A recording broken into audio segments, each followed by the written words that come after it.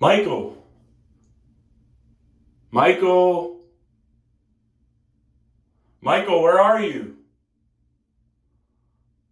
No Michael Myers? Well, at least it takes place in Haddonfield, Illinois, right? What? Northern California? What? Stop it! Stop it! Stop it!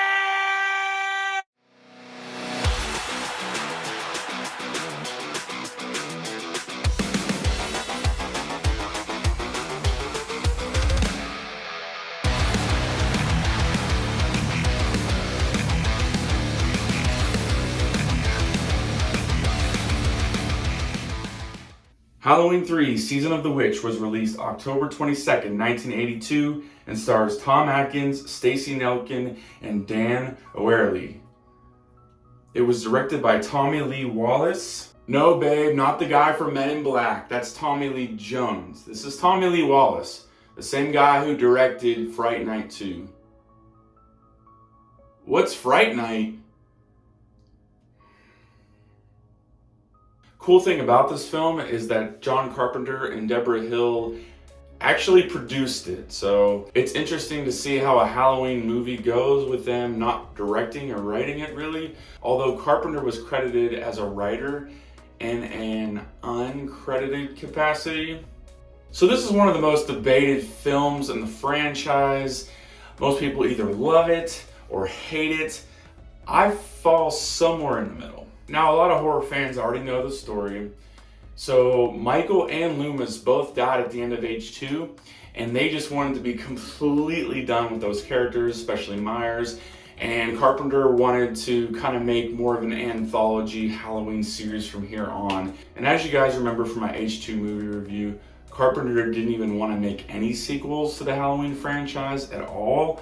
But eventually he caved in, as you know, and I'm kind of glad for it because I love H2. So there's this old zillionaire dude named Connell Cochran, played by Dan O'Leary, and he owns a company called Silver Shamrock, and it is the highest producing factory of Halloween masks in the world, I believe, or at least in the country. And so he has this diabolical plan to kill as many children as he possibly can by having them wear these masks on Halloween nights in conjunction with watching the Silver Shamrock commercial, the most annoying jingle you will ever hear.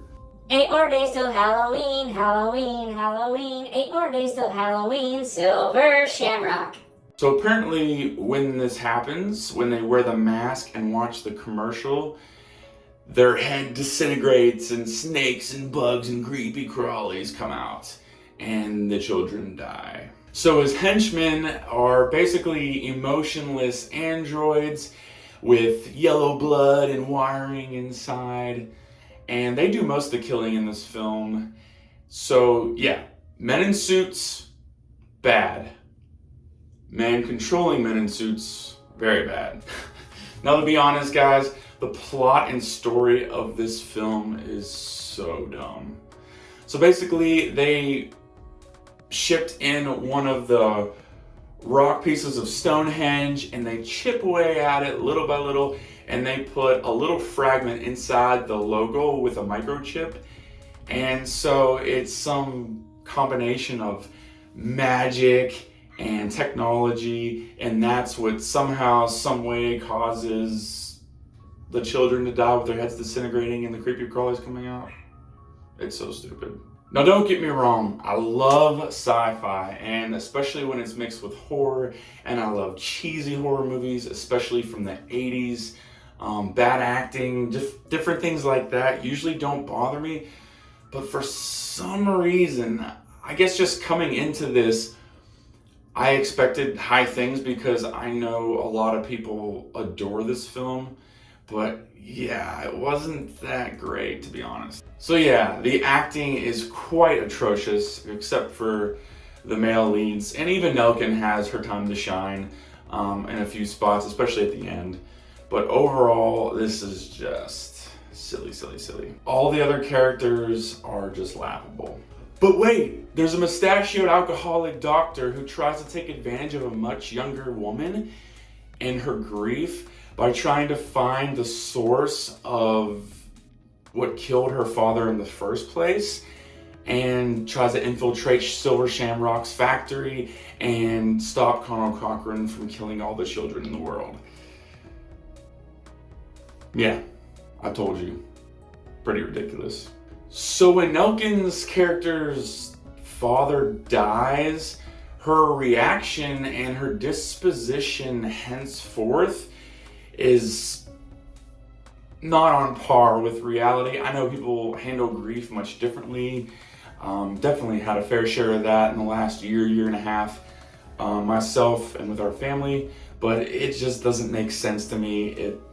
It doesn't fit the story.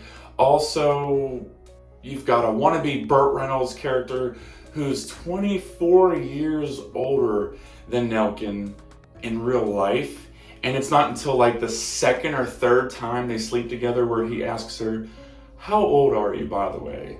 And even before this, he is shown as a burly ladies' man, getting himself some handful of cheeks because one of the nurses offered him milk and cookies, and one of the other assistants is helping him along the way with this investigation.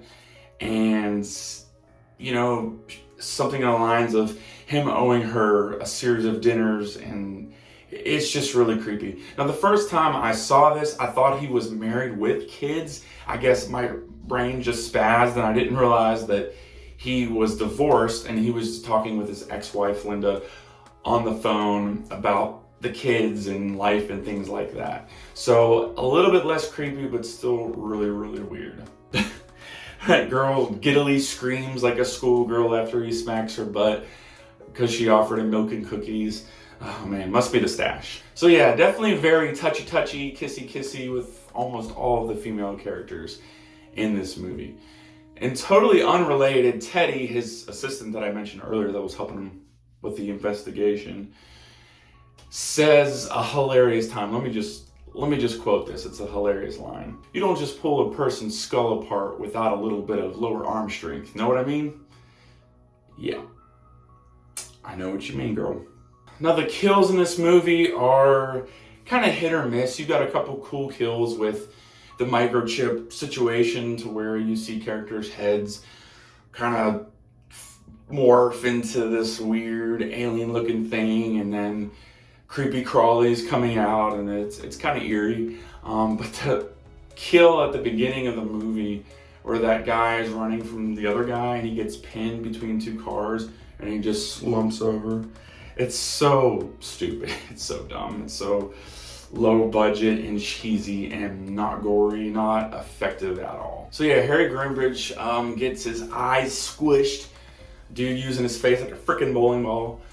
And he goes out to his car afterwards, pours gasoline on himself, and lights himself on fire, and then the car explodes. Now, the score is by far the best part of this entire film. John Carpenter and Alan Howarth do an amazing job. God, the score is so good in all these movies, even the crappy ones. Music is so amazing. So I guess you should watch it at least for that. It's so 80s, and of course Carpenter has his musical cues when certain things start happening. So you get a little bit of that old school Halloween feel with the original and H2. And the town of Santa Mira that is built around this factory, this Silver Shamrock mask producing factory, is actually really cool. It's got some decent world building, and that's actually another really cool part of the film. I really like the set. You can tell it's a set, but for me, it kind of adds a lot of mood and motif to it, so I really like it. And the cameras are everywhere, watching your every move, a very claustrophobic, creepy feeling.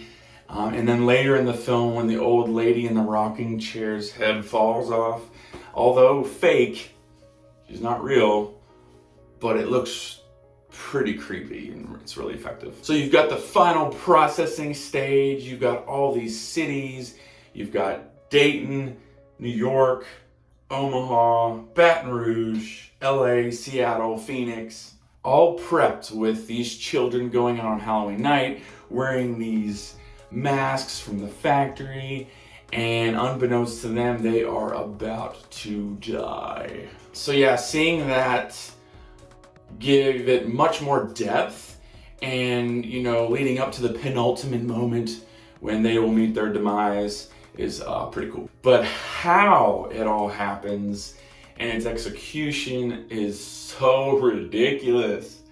So they catch wannabe Burt Reynolds and they tie him up and they put on one of the masks on him, and then they lock him up. They have a camera in the corner, and then he kicks the TV, right, so that he doesn't watch the commercial while he's wearing the masks. Takes the shard of glass from the broken TV screen, I guess because he's got a little bit of his hands free from when his arms are tied up.